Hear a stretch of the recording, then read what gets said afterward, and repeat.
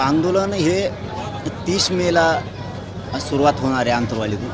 आमरण उपोषण असणारे पण खूप कठोर असणारे खूप मोठं आंदोलन उभा राहणार आहे.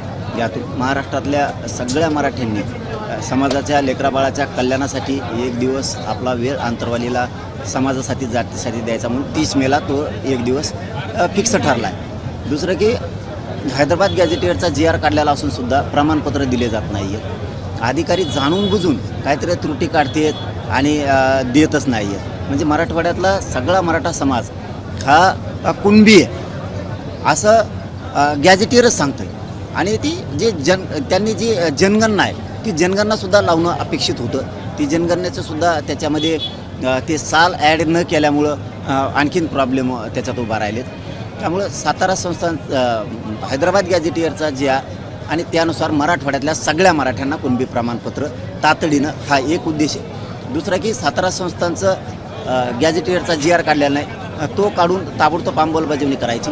महाराष्ट्रातल्या मराठा समाजाच्या पोरांवरती खोटे गुन्हे दाखल केलेत विनाकारणच.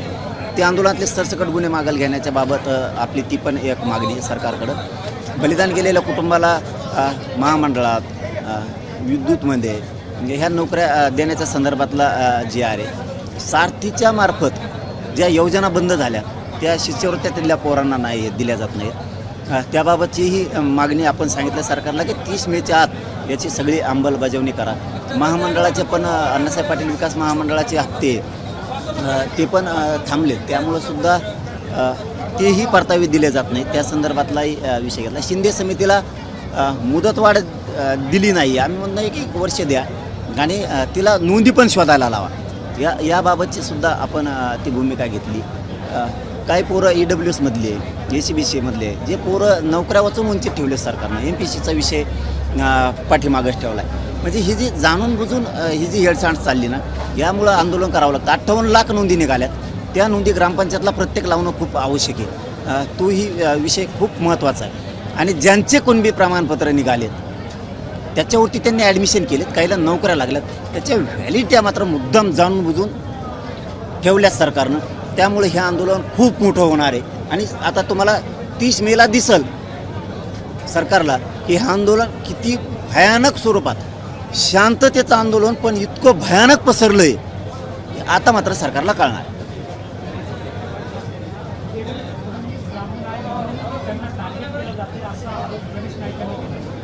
गणेश नाईक ते मुंबईवाले ते तर चांगला माणूस आहे हो. जर त्यांना एवढ्या वेळ सुट्टी चांगला माणूस आहे म्हणून एवढ्या सुट्टी असे बामणं फेमणं असं नाही मोजत मी. मराठी किंवा असं तसं असं मोजित नाही कधी. जातीला कधी मोजित नाही मी. जातीत तुलीत नाही. मोजित नाही म्हणजे तुलीत नाही. असतं तर मराठीने त्याला निवडून दिलं असतं. त्याचं बामणाचा काय संबंध आहे. तो माणूस राज्याचा पालकत्व स्वीकारलेला माणूस त्यांच्यावरती जबाबदारी. आमच्या गोरगरिबांचे प्रश्न सोडवणं आमच्या शेतकऱ्यांचे प्रश्न सोडवणं त्यांना नाही भांडायचं कोणाला भांडायचं. आणि गणेश नाईक यांच्याबद्दल माझं म्हणणं आहे याच्यानंतर तुम्ही असं बोलू नका. तुम्हाला मागत पडेल माझ्या विरोधात जाणं एवढेच वेळेस फक्त की आम्हाला वाटतं योग्य काम करतो तो माणूस. एका दिवस काही अडचण आली कुणी जर फोनं लावले गोरगरिबांसाठी तर ते काम करतात म्हणून म्हणालो उगाच अंगावर घ्यायचं नाही. त्यात काय भान नसतं म्हणजे त्यात असं नसतं हो.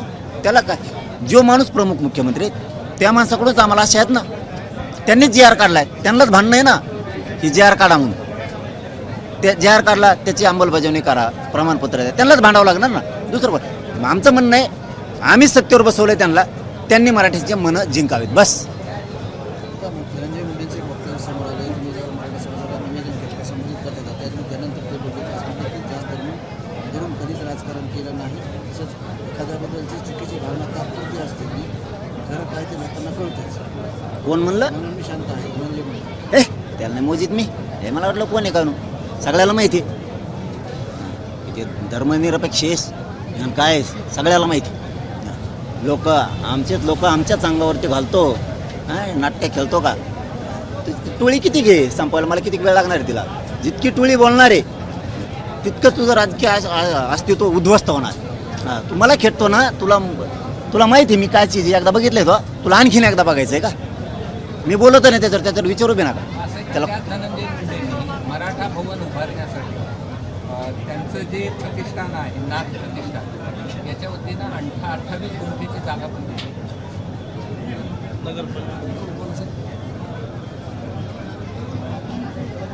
28 गुंठे जागा दिली त्यांनी.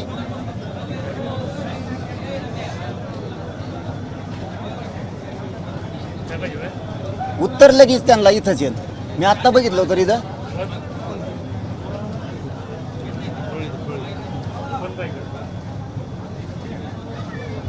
आत्ता उपोषण चालू आहे परळीत. माणूसच इथं उपलब्ध आहे. सोडलं ना, पण दिलं भवनाला जागा दिली आणि नंतर दुसरीकडे वर्ग केली म्हणून सुरू होत. किती प्रेम आहे त्याचं आम्हाला चांगला माहिती. आज ते सत्कार कार्यक्रमातच बोलत होते 28 गुंठे जमीन दिली.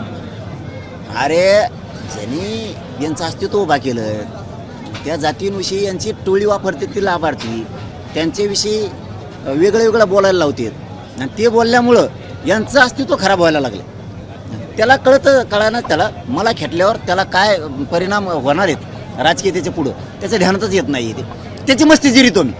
त्याला माझंच आहे काय. तो किती सांगितलं काही केलं तरी समाजाला माहिती तू किती नास काय किती डावं टाकतो कोणाला भेटतो. तू हे लोक कोणाला भेटतेत फोटो आहेत आमच्याकडे त्याच्या लोकांचे. तो कसा पाठवतो आता तो भेटत नाही कसा भेटत नाही. आता कोणाला पाठवतो संभाजीनगरच्या त्या कॅनॉटला तिथं साधी एखादी बनेल घ्यायचं म्हणलं तर माणसं हिंमत लागत नाही. तिथं मोठमोठाले जेवण करणं तिथं मोठमोठाले कपडे घेणं हे त्या व्यक्तीचं कामच नाही. याचे लोक घेऊन जातात. तू काय शिकवतो म्हणा कोण मुंबईत भेटतं किती मजल्यावर भेटतेत काय करते तू काय करतो वडवणीच्या पंपावर कोण भेटतं तू ते शिकूच नको. ती द्वेष आहे तुला. ज्या मराठ्यांनी मोठं केलं ना त्यांनाच त्यांच्याच पोरं मारण्याचा उद्योग तू करतो. त्यामुळे तू जितका मायामागं ती टोळी लावणार तितकं मी तुला संपवणार. पाटील कुणबी दाखले चॅलेंज केले म्हणून ते ओबीसी आंदोलक जे मंगेश ससाने यांना गोळ्या घालण्याची धमकी दिली जाते. त्याला काय यायला कोण गोळी घालेन हे कोणी ससे मंगेश ससाने ओबीसी आंदोलक उपोषण केलं. आता इथं उपोषणाला 150 बस देतो कोणाला ध्यानात ठेवा कोण येईन काय येईन त्याला कोण दाखले का चॅलेंज करतात गोळ्या घालण्याची कोण धमकी देत आहे कोण येईन काय आहे त्याला कोण विचारतंय कोण आहे बारा गोतले आळे असले कोणी येतं आणि बसत आहे कोण विचारतंय त्यांना आणि काय आहे कोण धमकी आणता येईन काय गरज पडली कोणाला. उपोषणाची घोषणा केल्यानंतर आता तुम्हाला विरोध व्हायला सुरुवात होईल. बबनराव तायवाडे म्हणतात की मनोज जरांगे पाटील यांनी गुलाल उधळला आणि आता आंदोलन पुन्हा हाक देत आहे. त्यांना समजतच नाही की चाललंय काय आणि ओबीसी तुम्हाला समजत नाही चाललंय काय कामा नाही असं त्यांचं म्हणणं आहे. तुम्हाला कळत नाही. तुम्ही म्हातारी येतं हुशार येतं आम्ही भाऊशिवाय तुम्हाला बोलत नाही तर तुम्हाला कळतच नाही. तुम्हाला कळतंय पण तुम्ही मीडियात वेगळं बोलताय आणि खाजगी बैठकीत वेगळं बोलताय. खाजगी बैठकीत तुम्ही म्हणताय मराठ्याचं त्यांनी कल्याण केलं आणि ओपनमध्ये बोलताना गुलाल उधाळा मानताय. अरे जरी गुलाल उधाळला JRचा उधाळला तिथून पुढं प्रक्रिया असेल ना. एखाद बार आपण वावर घेतलं काय घेतलं घर बांधलं आपण 4 लोक घरी जेवायला बोलित होत ना. घर बांधल्यावर वास्तुशांती जेवायला बोलित होत तिथून पुढं काही करावं लागत नाही काय घराला. झाडून लोटा करावं लागत असन उलीवर करचा कुचरा काढावा लागत असन काय. एकदा वास्तुशांती केली एकदा म्हणला की टॅकला लागेल तसं असं काही का. गोदाड्या झटका लागत्या दुसरं उचलून ठेवावं लागत्या पुन्हा रगी आणावं लागत्या पुन्हा कलर खराब झाल्यावर द्यावा लागेल. त्यांना सगळं कळतंय फक्त त्यांना वाटतं मराठ्यात संभ्रम निर्माण करायचा खोटं बोलू. आता मराठी इतके हुशार झालेत कुणी संभ्रम केला काही केला तर नाही कारण मी चुकीचं कामच नाही करत समाजाच्या लेकरासाठी करतो मी. ते म्हणतात की तुम्हाला आता उपोषणाचा नोबेल पुरस्कारच दिला पाहिजे. जाऊन तिकडे बोललो मी त्याला गाव इथून मागं कारण त्यांना विरोधक मानलं नाही. ज्याशी मानेन ना त्या दिवशी बघा आपला काचका कसा असतो. आणखीन त्यांना विरोधक मानलंच नाही. फक्त एक लाभार्थी टोळी त्यांच्या आडून लपून आमच्यावरती वारा करायचा प्रयत्न करते.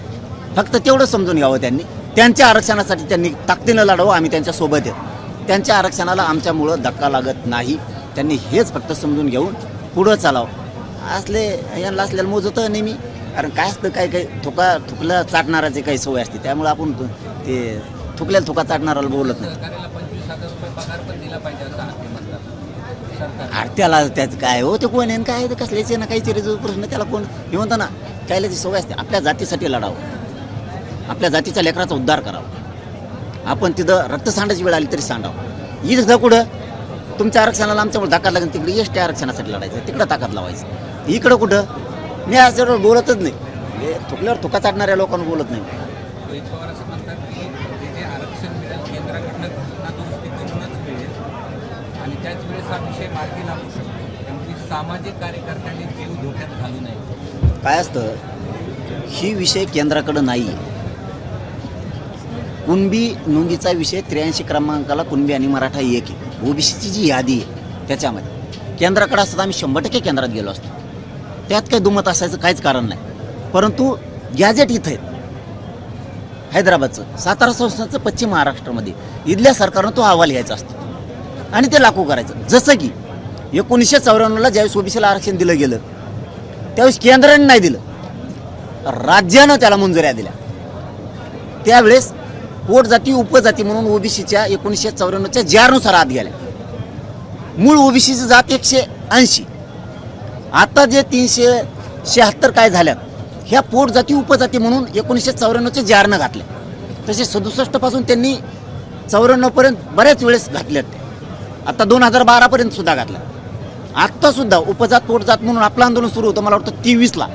आत्तासुद्धा त्यांनी घातलं.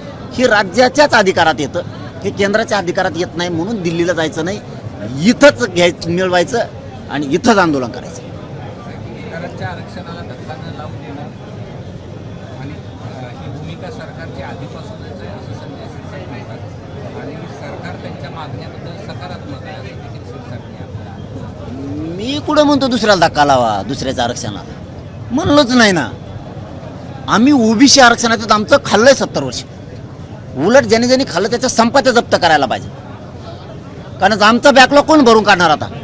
आमचं आरक्षण आता समजा नोंद निघाली, उदाहरणार्थ 1 निघाली, तर ग्रायदूर 1 लाख निघाली. 1 लाख लोकांचं 50 वर्ष पिढ्याचं वाटलं झालं. ही बॅकलॉग कोण भरून काढणार आमचं? यांनी खाल्ल्या आमच्या जागा. यांनी का खाल्ल्या? आता आमच्या 67च्या नोंदी निघाल्या. गेले 50 वर्ष आमचे, गेल्या 5 पिढ्या. याचा अर्थ आम्हाला आरक्षण होतं. 50 वर्ष कुणी दिलं नाही. हे आमचा शत्रू कोण? त्यामुळं आमचंच आम्ही मागतो. यांनी आमचं खाल्लंय, आम्ही यांचं कोणाचंही मागत नाही. आम्हाला यांची गरज नाही आरक्षण घ्यायची. आणि आम्ही आमचे सक्षम येत लढायला. आम्ही एकटेच 50% राज्यात सगळ्याची पाठ पुरवतो आम्ही, काय अडचण. आमचं आरक्षण आहे ओबीसीत आणि आम्ही ते घेणार आहेत. गॅजेटच्या नोंदी यांचं आत्ताच आहे राव. हे आत्ता आलेत आरक्षणात. आम्ही 150 वर्षापूर्वीच्या नोंदी आहेत आमच्या आणि ते मी घेतोय आणि घेणार आहे. फक्त एवढंच आहे, जळणारे आहेत आमच्या. आमचं खपत नाही आहे, ज्या डोळ्यातून उतरतोय आम्ही. त्यामुळे आम्हाला फक्त टप्प्याटप्प्यात घेणं आणि मराठ्याला ते कळालं. सरसकट मिळू शकत नाही. सरसकटकडंच जायचं आहे, पण दम्मान जायचं.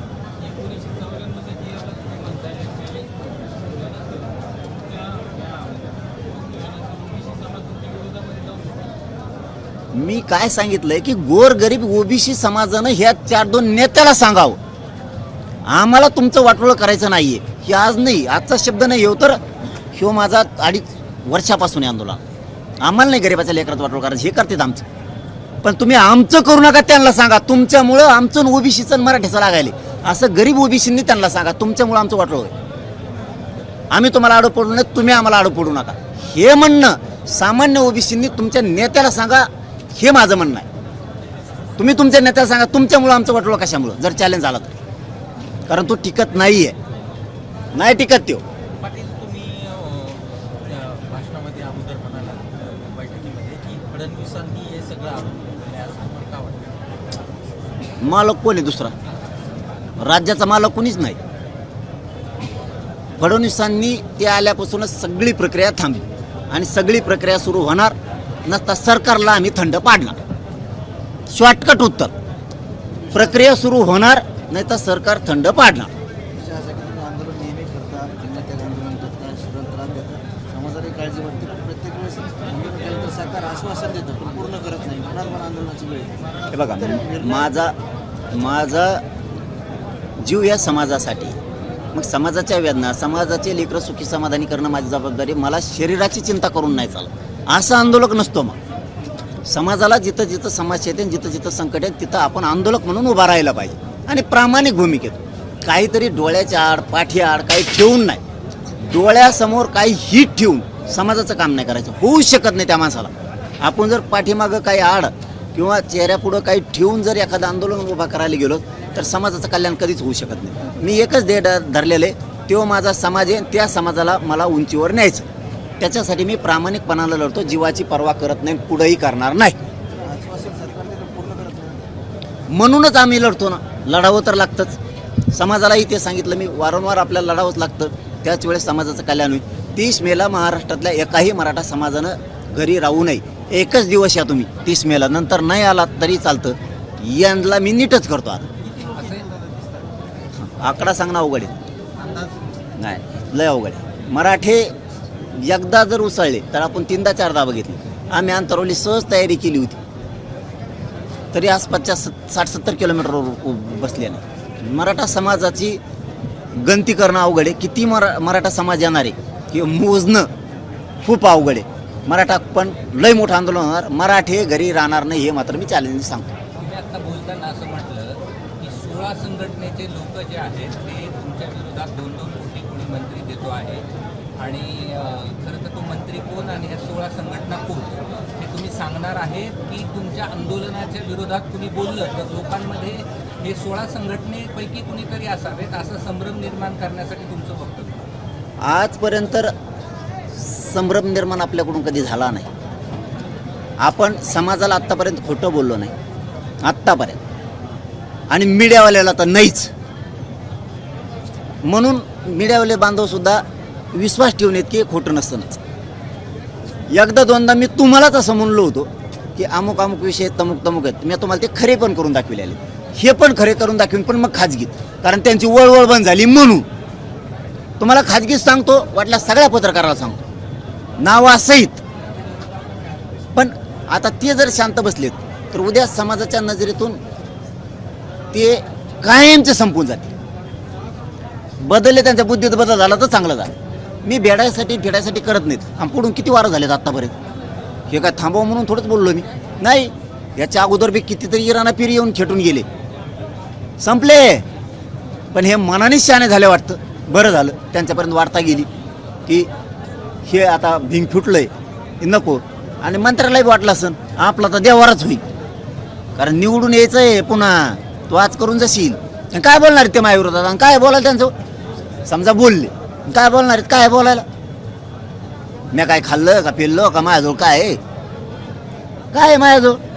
अरे नाही भाऊ काही माझ्याजवळ आत्ता नाही. हा अहो एवढ्या उंचीवर गेलेला माणूस 2-2 5-5 गाड्या तरी हिंदन येडे काय तुम्ही. मी आणखीन मी माझ्या जमिनीवरच पाय ठेवून माझ्या समाजातच. अरे नाही राव, खरंच काही नाही माझ्याजवळ. अरे नाही माणूस आम्ही लय फुगीर जाऊन येतं. उंची पैसे असले का आम्ही इथं ठुत असतो लोकांना दिसत म्हणून. माणसं दम नाही खात, पैसा दम नाही खात आमजवळ. असं नाही होत गाड्यात घेईन घोड्यात घेईन अमकच करीन तमकच करीन, काहीच नाही. आणि दाखवा माणूस, एक माणूस दाखवा की येणे दिलं म्हणून, जाऊ द्या बाकीचं. कसं समज तरी शंका घेईन माझ्यावर, कशी शंका घेईन. नाहीच काही घेतलं नाही नाही बी. आता यांचं दुकानं बंद झाले, आता मी त्याला काय करू. तुम्ही इमानदारीने लढायचं, मी लढलो. मी मागची लढाई पुढं नेतोय. अण्णासाहेब पाटलांचं बलिदान गेलेलं वायाला जाऊन द्या ना, अण्णासाहेब जावळे पाटलाचं, वडजे पाटलांचं मी जाऊ द्या ना, ते मी पुढे घेऊन चाललो. तुम्ही घेऊन जायचं काय आहे त्याचं. आणि काय मोठं म्हण ठेवायला हरकत देवा. नाही जमलं आपल्याला, हे व्हायला पोरगं करतंय, चला राहायचं मागोबा. काय अडचण आहे, काय अडचण का. तुम्हीच असं कशा राहिले कोणतरी उभा तर चल करतंय जातीसाठी, का पुढे दाखवायचं.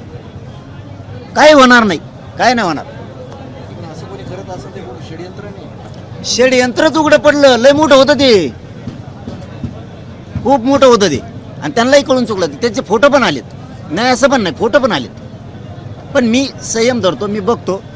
शेवटी माझाच भावंडे बदलतो का, कारण माझ्या जो दाखवला आरसा एकदा दाखवलं की लय अवघड होतं. माझ्या विरोधात कोण कोण बोलतोय त्याचे रोज दिवसातून 10-15 निरोप तरी आमच्यापर्यंत येत बोलणारच आहे. पण मी पहिल्यांदा आता मीडियासमोर बोलायचं नव्हतं. मोबाईलमध्ये गच भरलंय, गच. कुठं बसलेत, कुठं काय व्हिडिओ चालू आहे, कुठं काय आहे, कोण बोलायचं शिकतोय, कोण कोण येतं, कोणची टीम आहे, हे कोणाचे कार्यकर्ते, तो प्रवक्ता कोणाचा आहे, हे काय शिकवतो. लिंबा झाडाखाली बसत असतील का प्रवक्ते लिंबा झाडाखाली नाही बसत. 4-2 पत्रकार लिंबा झाडाखाली नाही बसत, त्यांना सगळे गबाळच असते. टंगड्या लांबून पसरून बसून गप्पा, असं बोल तसं सांगत. म्हणजे हे पण कळतंय. बरं सांगितलं त्यांच्यातल्यानेच परत फोटो व्हिडिओ काढून, हे तरी त्यांना कळायला पाहिजे. पण ते मी बोललो नाही मीडिया त्याच्यासाठी की मी जर ते एकदा दाखवलं तर आम्हाला जे माहिती व्हायच्या त्या बंद पाडतात. त्यांना जर वाटलं याला आपण बोलतोय कोण रसद पुरीतो हे माहीत झालं तर ते उद्या सकाळी बंद पडलं. म्हणून ते बोलत नाही आहे मी मीडियात. पुरी माहिती येईन, आणखीन त्याला जोवर आनंद घ्यायचा आहे तोवर घेऊ द्या. एकदा संकटाचे ढग सुरू झाले ना मग कळण तिन्ही ताळात कोण राहत आहे का नाही. कोणत्या प्रकरणात नाही नाही मला काय करायचं चौकशी करून तिची, पण मला माहीत झालं ना समाजाचा असून समाजाचा शत्रू मंत्री कोण, असं कसं वेळ आले तर मी त्याचं नाव बी घेईन. दारं खुले चर्चा होईल का नाही मला माहीत नाही, पण मला आता अंमलबजावणी पाहिजे कारण पोराचे ॲडमिशन आहे. मला पुऱ्या व्हॅलिडिटी पाहिजेत, केसेस ते सगळे मागं पाहिजेत. 17 संस्थांचा JR पाहिजे. मी हटत नसतो, मी भेद महाराष्ट्रात मानत नाही. एकाही मागणी सुट्टी नाही. त्यांनी 30 मेपर्यंत सरकारनं मागण्याची सगळ्या अंमलबजावणी करून सगळे प्रमाणपत्र वाटप करून टाकावं राज्यातले आहेत तेवढे विषय संपून टाकावं. शेवटचा प्रश्न, मागे तुम्ही एक पत्रकार परिषद घेतली होती आणि तुम्हाला जीवे मारण्याच्या धमकीचे पुरावे पोलिसांना दिले होते. त्यामध्ये काही लोकांना अटक देखील झाली. ह्याचं प्रकरण आता झालं काय पुढे?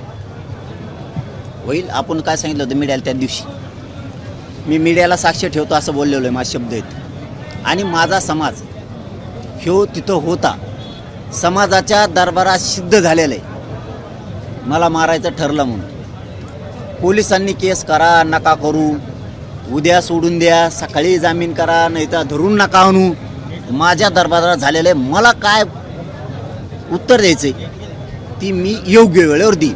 मी असं सांगितलेलं आहे. मी त्या तपासात काय चाललं बघत नाही, कोणाच जामीन झाली बघत नाही. कारण मी काय म्हणतो की जालना आणि बीड दोन्ही जिल्ह्यातला आमचा समाज पुरे वळीत येत, पूर्ण वळीत येत असे नामवंत लोक होते. त्यांच्या समोर ठरलेलं आहे, झालेलं आहे की हो असं असं ठरलं होतं. इकडं तुम्ही किती खोटा बोला हो, माझा समाज साक्षीदार आहे. उद्या तुम्ही कोर्टातून सोडता, तुमच्या मागं मंत्री आहे सरकारमधले, तुम्हाला ते सोडील नाही सोडील ते काय त्याच्याशी नाही मला देणं घेणं.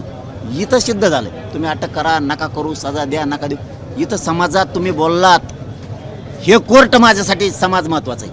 ते मॅनेज होऊन ते जाणं, कोणी अधिकाऱ्यांनी सोडून दिलं, तपास व्यवस्थित न करणं, ते कुठाने करणं, त्याची मी त्यात नाही पडत. त्यामध्ये आणखी काही पुरावे देणार होता व्हिडिओ? त्यांना त्याच वेळेस दिले ते, त्यावेळेस दिले ना त्याला. सगळं त्यांच्याच मोबाईलमध्ये आणि सगळ्या तपास अधिकाऱ्यांनी त्यांनीच घेऊन ठेवलंय. एवढं असून त्यांना काय करायचं ते करतील. आम्ही आमचं ठरू वेळ आलं. चलो धन्यवाद.